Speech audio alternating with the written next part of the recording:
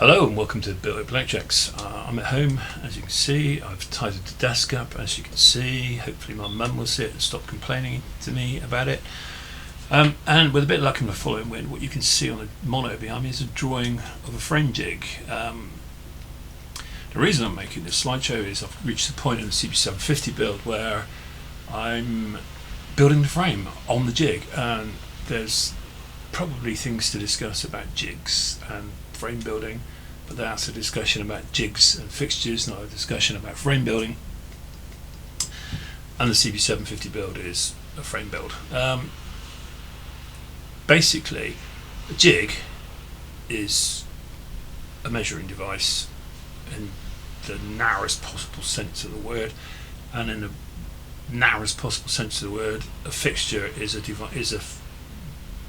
device for holding things in the correct position while they are welded or glued or attached to each other so that the relationship remains the same. What that is behind me is a jig and fixture combined, and the thing can be both. If you take a measuring jig for crash repair in motorcycle frames, that is designed to let you apply forces with a hydraulic ram to various parts of it and measure the position of those bits and get them back in the relationship you want. It's not ideal for building motorcycle frames on because it is a measuring jig rather than a fixture. The original jig stroke fixture I was using was a piece of 6-inch wide C-section steel like that. Had a stick on the end of it that did that, and you could put a steering head on there and you could build things that sat on here and got the rest of it where you wanted it. The trouble with that was if you build in like a 26 degree race bike frame, then the stick is there. If you start building something with a bit more rake, like a custom bike or a chopper, then that comes down here, and then the headstock needs to go further up the stick to get the height above the base plate, and by now everything's hanging off the end of it, and it got to be a problem, I think. And the reason I built the jig that I built was that I'd set the old jig up to do something, and I was looking at it and I was going, this is just like too much trouble. So we ordered some steel, dug out some drawings that I'd done a few years before, and started building a jig. I've got some drawings and I've got some photos, and I'm going to talk my way through those. So let's get on with it. So this is the drawing I came up with. At the time there was a lot of discussion back and forth, ideas being batted around on the internet about how to build a frame jig. So some of this is probably derivative of other people's ideas, some of it's my own ideas, and which has been lost in the mist of time, I'm afraid. The idea is you've got two horizontal members which give you a face to build your frame up off of.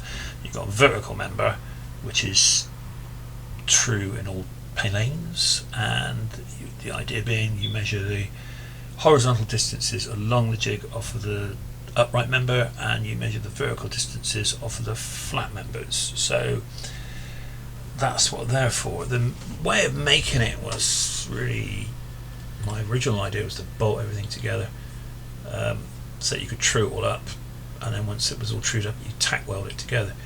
The reason you tack welding it, not fully welding it, is that when you fully weld stuff distorts, and you don't want distortion in a jig, you want it to remain true. So with these drawings floating around, kind of knew what I was going to build, so the next thing to do was pop out and order some steel.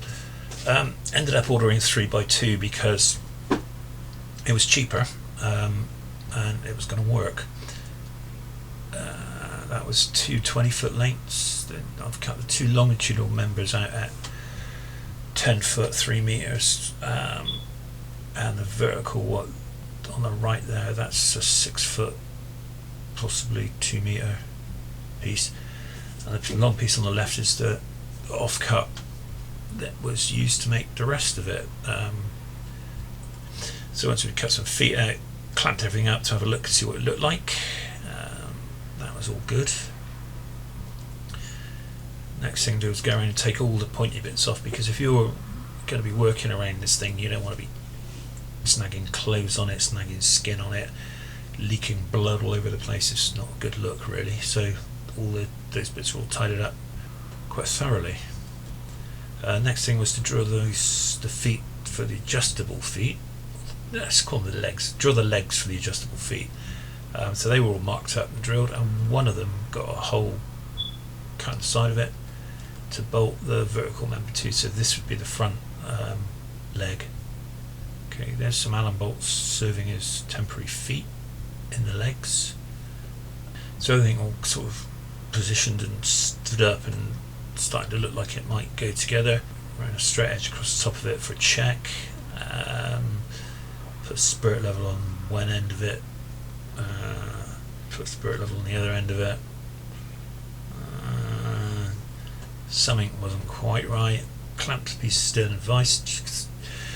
Clamped the box section to the piece of steel and vise, and as you can see, the bubble was slightly off to the left because that's the way the bench leans. However, when you move the spirit level up the other end, the bubble's gone off on a 6-week vacation somewhere to the left, because it turns out that the box section was twisted. So to deal with that, we got a large wrench and put some muscle into it, and literally twisted it out straight again.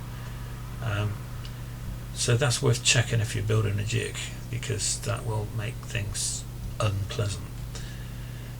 While that was going on, I machined up some adjustable feet, so the feet were adjustable, and drilled the vertical member so it would bolt to the foot, so it wasn't kind of completely floating around, and it had some degree of adjustability in it so we could true everything up.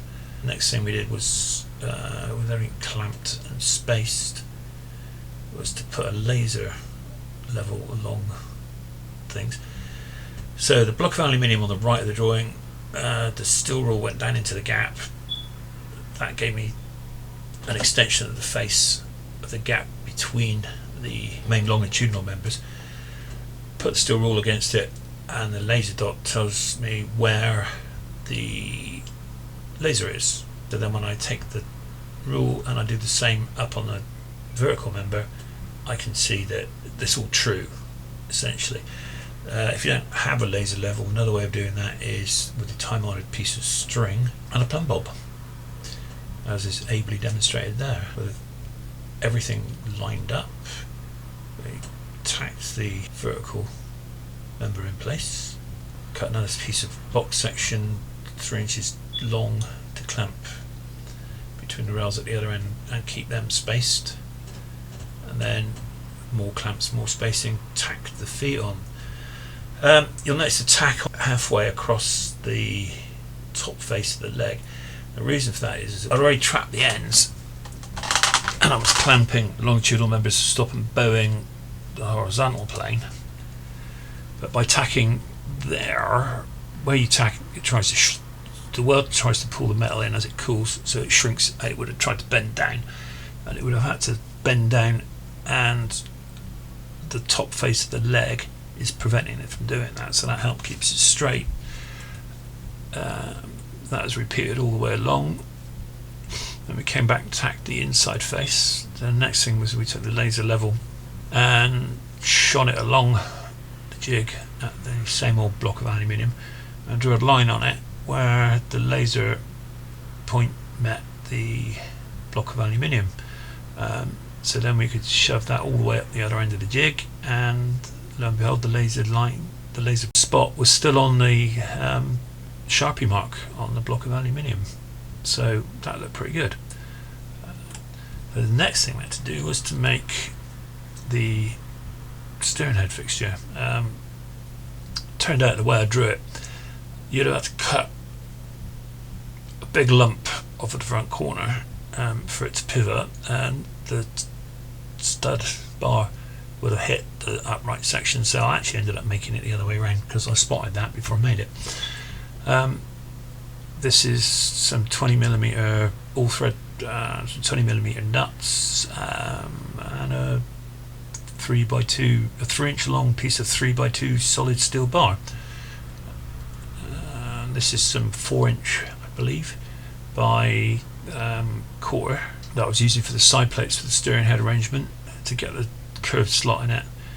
basically mark the pivot hole, scribe the arc with the dividers, mark your two end points, centre pop them, and then mark the centres off at the hole diameter. So there we go, we scribed it. As you can see, it's the other way around from the drawing. Set the dividers, mark the sheet out, and then use the same, without adjusting the dividers, mark the block out as well, because you want this the same. Its the actual distance isn't that necessary. To make sure the holes are drilled in the same place on the two plates, I tacked them together. I mean, thoroughly lined them up, and then drilled the holes. To drill the holes, I was using the same technique as I used for the rear axle plates on the CB750. Not the chuck out of the drill press, and use a Morse taper drill straight in the drill press. Come out to the hole in steps, and there you go. Next step was drilling the pilot holes for the adjusting slot, drilling them out bigger, drilling them out full size, finding them out.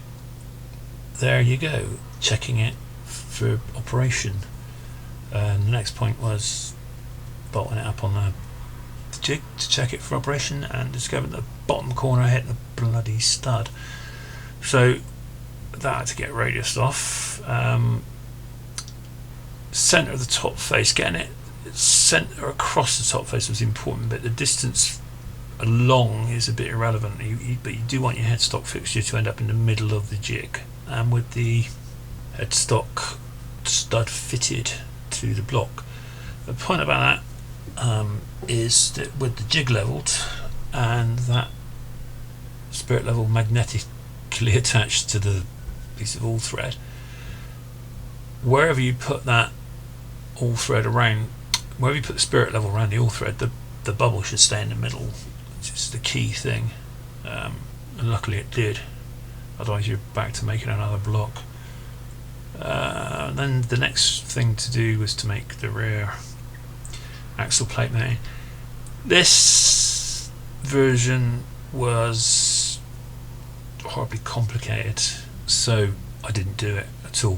What I did was I cut two more bits of the 3x2 box, because after all I did quite a bit of it left over, and drilled a shorter piece with two sets of holes that were spaced to match my axle plates.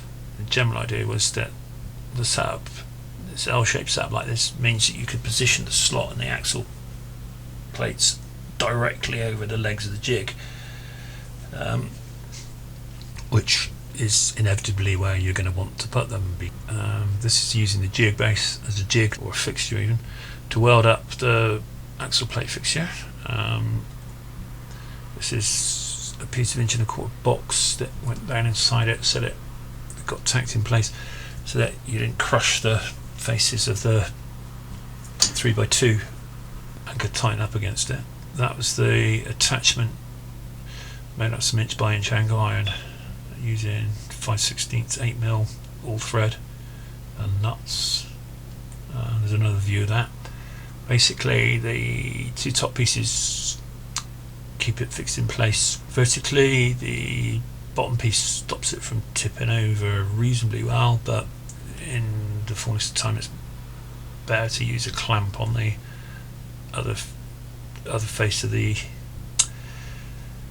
other crossways piece of angle iron when you're doing that. That is all in position with a couple of axle plates sorted out. And the next bit of the jig is something to support the lower frame rails and the engine. So there's a rather nasty drawing of that, the principle of the thing. What I ended up using was another couple of pieces of 3x2 box with some 1" by 8 wall, paying particular attention to make sure they were dead square across the jig, and dead central, because then that gives you a useful point to measure things from the end of those attachments. There's the completed thing. Steering head fixture moves up and down, and the rake's adjustable independently of the height.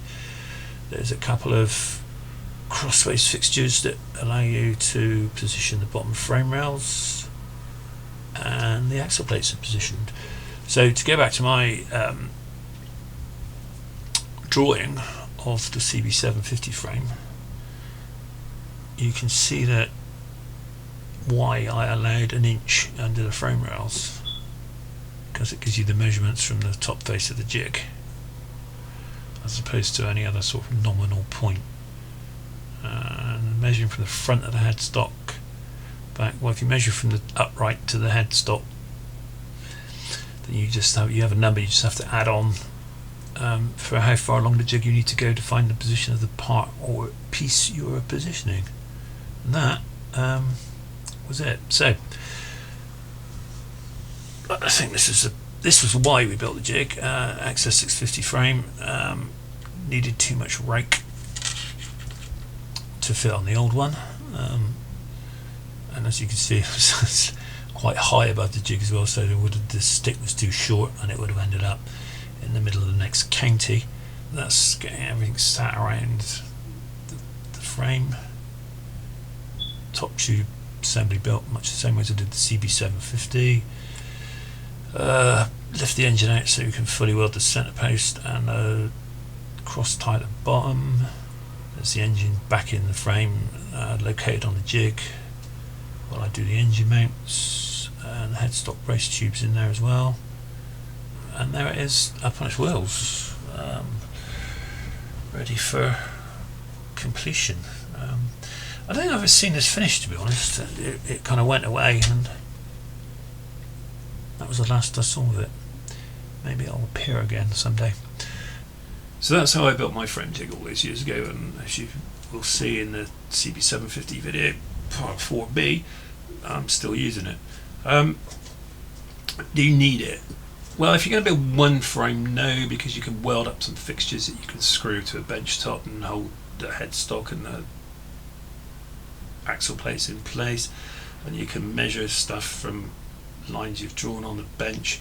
So no.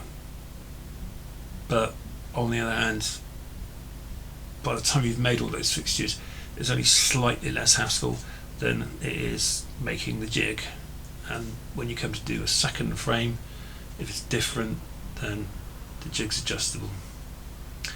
So for my money, I'd make the jig, because if you make the frame, it makes making the frame easier.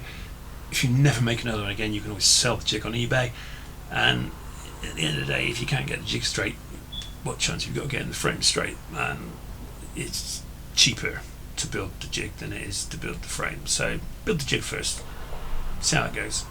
If you get it right, you get it right. If not, cut up, make some shelves up or something.